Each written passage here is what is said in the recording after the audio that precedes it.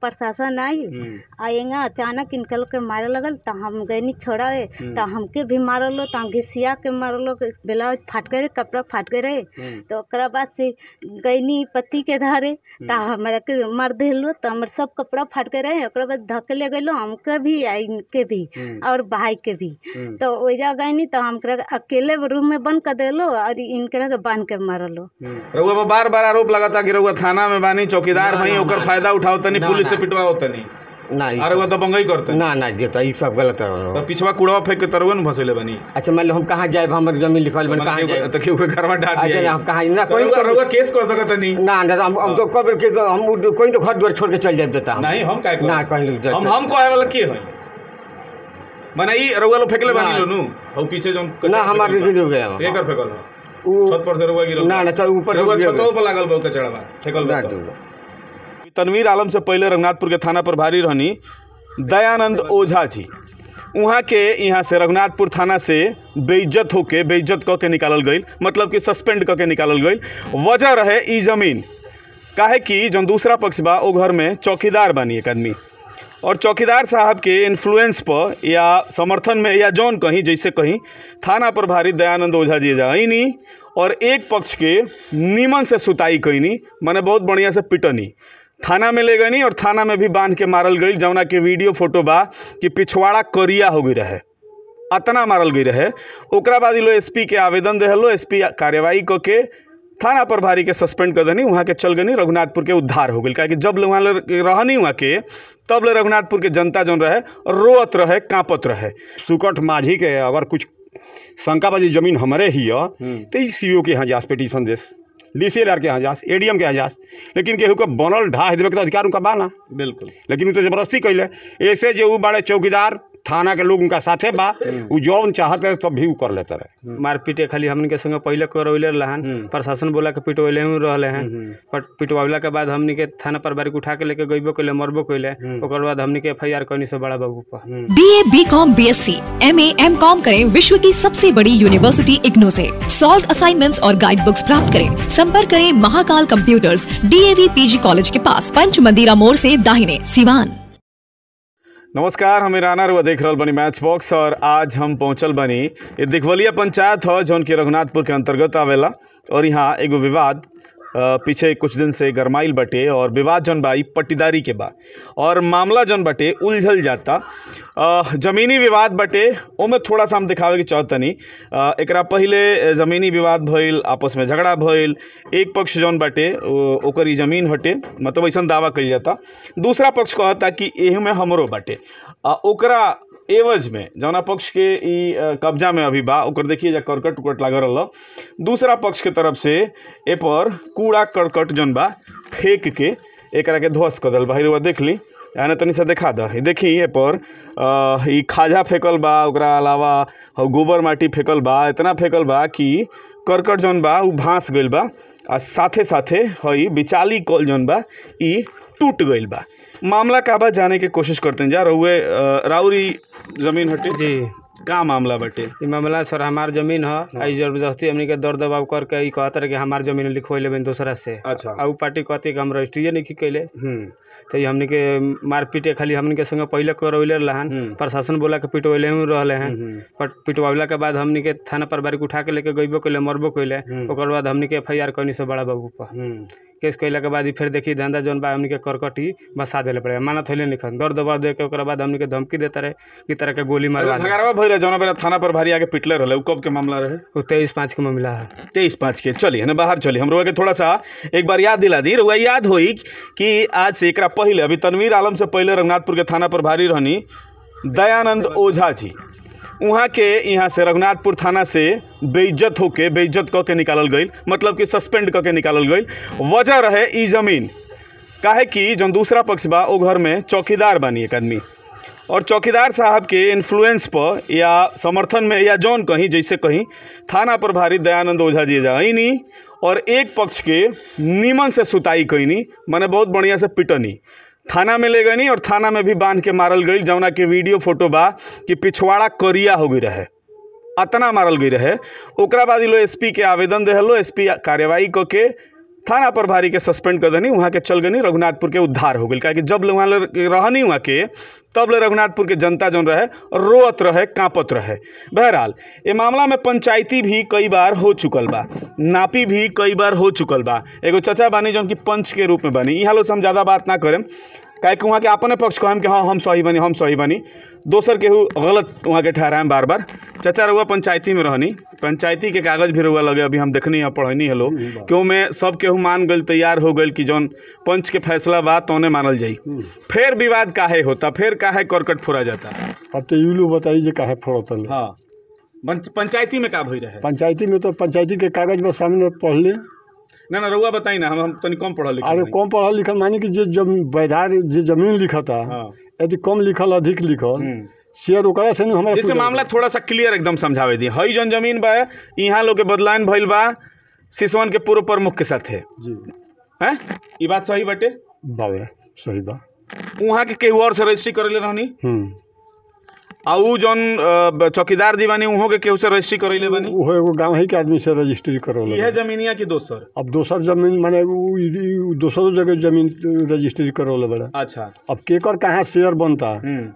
अभी लोग आपस में बताइए। हमने पंचायतिया कौची के भइल? तो पंचायती एक दिन लखन शाह के मतलब जमीन के पंचायती भइल जौन की कहस यही में बा। अच्छा है में बा, यही में बा। तो लखन शाह अपन कहले कि हम दूसरा जगह पुराए हैं अधिक में कुछ मतलब वो अपन हिस्सा कर ले तौन की 1/6 बटे शायद, मतलब कुल जमीन में 6ठवीं हिस्सा कायम भइल आ उहे उ लोग अपन माने निकल रहे। साहब जी 6ठवीं हिस्सा दिया गेल वहाँ के, अब वो मिल के साहब जी दे दिले बड़ा। हाँ लेकिन अब भरत से पंचायती में तो स्पष्ट है कि भरत से कोनो हमारा विवादे नहीं। अच्छा फिर ये ड्रामा होता तो कहीं ना कहीं मैंने चौकीदारी के अपन जौन पद के फायदा उठावल जाता अभी। अब तो अच्छा जौन थाना प्रभारी आके मरले रहे सच बात रहे? सच बात रहे, वो कहाँ गलत मैंने बा देखले रहनी लो पिटा पिटी भइल। अरे अभी लड़का सामने बाबा है लड़का के दिखा दे, ये लड़का है जौन के बुरा तरीका से पिटल गेल पिटाई जे है। तो ओकरा बाद वहां के सस्पेंड भई नहीं? सस्पेंड हो गई नहीं वहां का। सरपंच साहब रहुआ रहनी न जी? जी जी का पंचायती का किलो रहनी रहुआ? पंचायती यह भय रहे कि जो खतियान के अनुसार जितना शेयर बन रहा है उतना लालचन शाह सुगोट जी के दे दीजिए। अच्छा अगर जितना जमीन उसका बाँच रहा है बेसी लिखते में उतना का अगर इस तरह के रेट से पैसा लौटा दीजिए और नहीं तो उतना जाकर फिर रजिस्ट्री कर दीजिए। यही सब हम लोग पंचायती में हुआ था। उसके बाद से ये यहाँ पर अमीनी भी हुआ। अमीनी में हम सब आए थे, आकर यहाँ पर सब उसका नाप जोख हुआ और नाप जोख होने के बाद से हम सब चले गए। नाप जोख के ना उस बात मैंने शांत हो गए। उसके बाद से ये अपना में घर बना रहे थे, फिर थाना प्रभारी आया, उसको लड़का को धक ले गया। थाना प्रभारी आके मरल तो हेमे बनत रहे? जी जी। तो हेमे बनला से कौन आपत्ति रहे? अभी थाना प्रभारी विवाद तो हो जमीन। जी जी विवाद बा दूसरा नंबर में, दूसरा नंबर में घर बन रहा है। अच्छे अब इसका थाना प्रभारी जाने। अच्छे और उसके बाद से थाना प्रभारी तो हम उन लोग से बोले कि आप लोग चले जाइए सीओ के पास, सीओ के आवेदन दीजिए। और सीओ साहब इस जमीन के टोटल जमीन के मालिक सीओ है और सीओ साहब को बुला के और थाना प्रभारी को बुला के इसको समझौता करा लीजिए। बस हमारे पास से यही है। समझौता अभी तक भइल? अभी तक ले हुआ। 4 घर पता चलल कि यहाँ दुसाध जाति के लोग बा। जी जी यहाँ लोग माने कटे मरे खातिर तैयार बनी। जी अब माने का कहल जाओ यहाँ लोग के एक दूसरा से माने लागल फिरत नहीं लोग यहाँ लोग। यही बात। एक और चचा बानी यहाँ के भी पंचायती में रहनी और यहाँ के सिसवन के पूर्व प्रमुख जेकर पिछला जमीन कहल जाता बदलान भइल बा वहाँ के तरफ से कहल जाता यहाँ के बानी। चाचा पंचायती में तो फरिया रहे सब कुछ?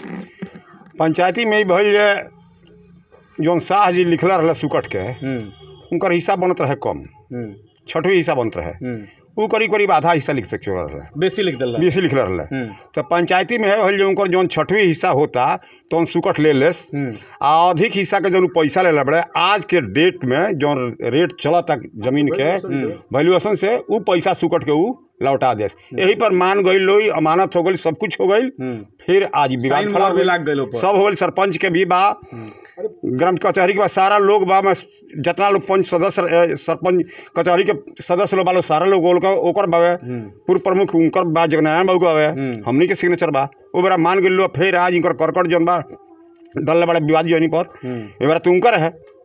छत पर से काल लोग बिगला रहे लो कचरा वचड़ा ईंटा उटा थोड़ा नई गिर है हमनी के बुला के देखौल है देखनी से नौल बा रात में के ढाई दिल बलू। तो अगर इनका कुछ सुकट माझी के अगर कुछ शंका बाजी जमीन हमारे ही है तो CO के यहाँ जास पिटीशन देस DCLR के यहाँ जास ADM के यहाँ जास, लेकिन केहू के बनल ढाह देवे के तो अधिकार उनका बाना बिल्कुल, लेकिन तो जबरदस्ती कैले। ऐसे जो वो बड़े चौकीदार थाना के लोग उनका साथे बा वो जौन चाहते तब भी वो कर लेते रहे। ऐसे हम यह कहे सुकट माझी से भी गांव के पंच लोग से भी ये जाओ लो CO के यहाँ केस जाओ, CO आके देखस जरा हिस्सा में कर के दे दिया। बिल्कुल एकदम मतलब सिंपल बाटे।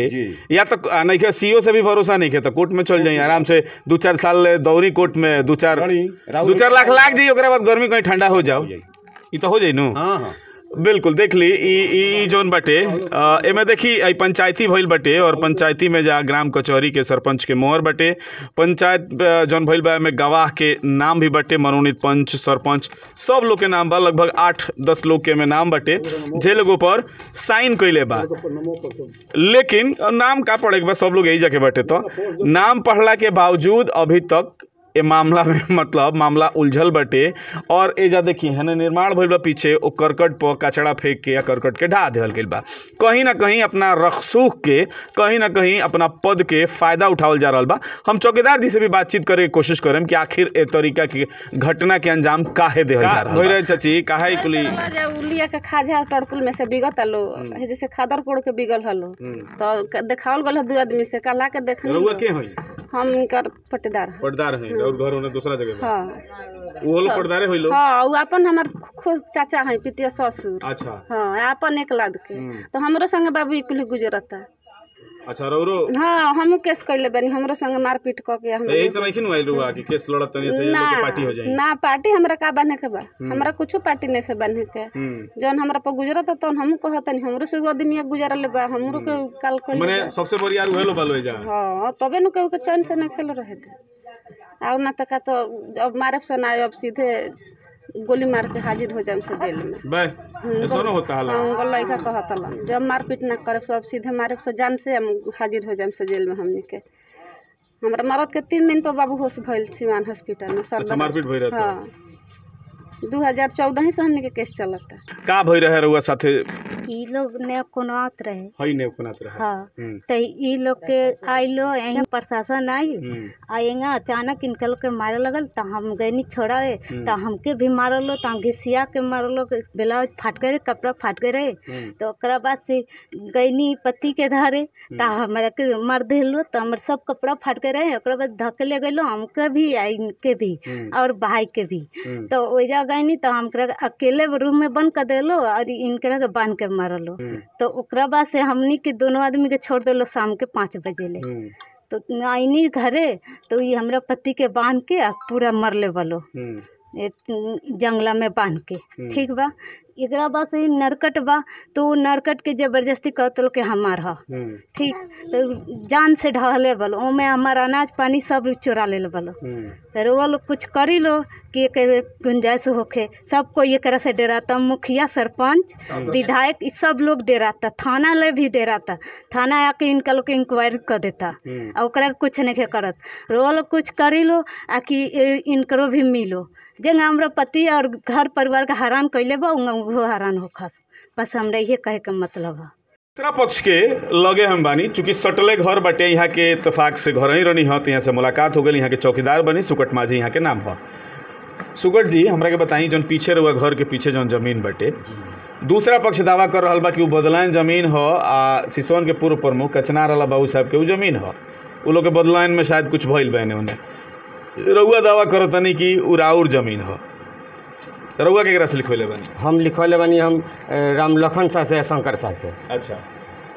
अच्छा एगो हम देखनी है पंचायती के कागज रहा पर वो साइन रहा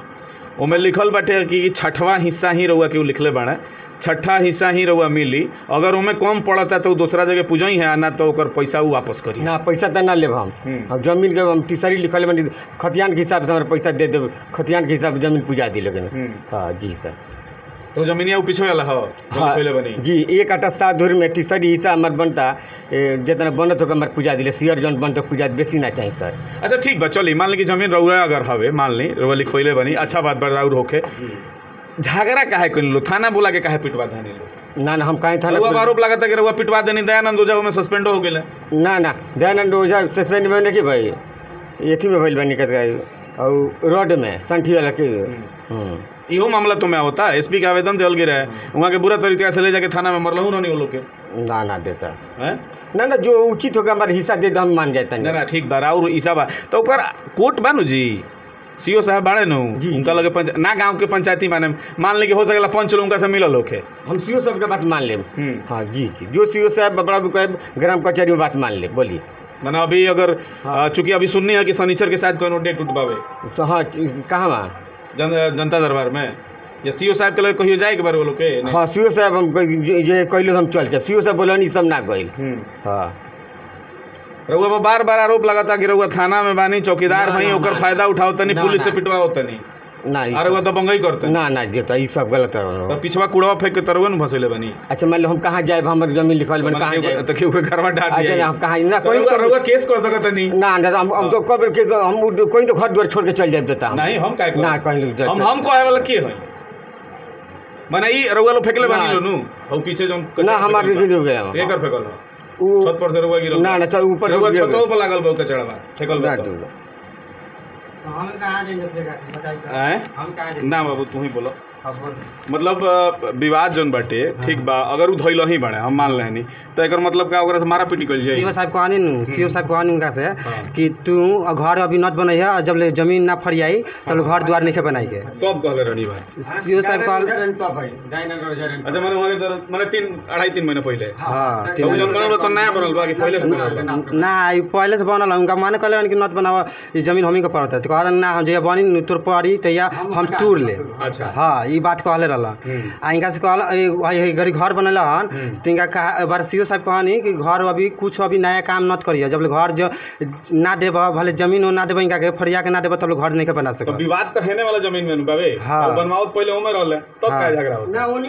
ओनियो हम के पड़त है ओनियो पड़त हम के हाउ जन उनकर घर वाला ओ उमर हां ओकरा पश्चिम वाले में बा